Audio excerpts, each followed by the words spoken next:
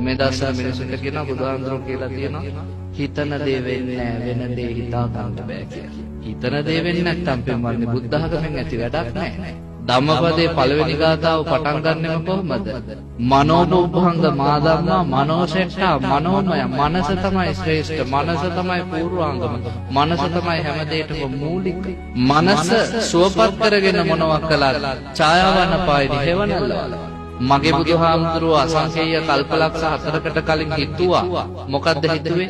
මමත් සසරින් එතර වෙලා තව සුවහසක් මිනිසු සසර දුකේ මුදවනවාමයි. ඒ හිත ජයගත්තා උන්වහන්සේ. හිතුවොත් කරන්න පුළුවන්. රහතන් වහන්සේලා සරියුත් මුගලන් ආනන්ද නන්ද රාහුල කාශ්‍යප මේ ඔක්කොම රහත් වෙන්න ඕනේ කියන සිත ඇති කරගත්ත රහත් උනා.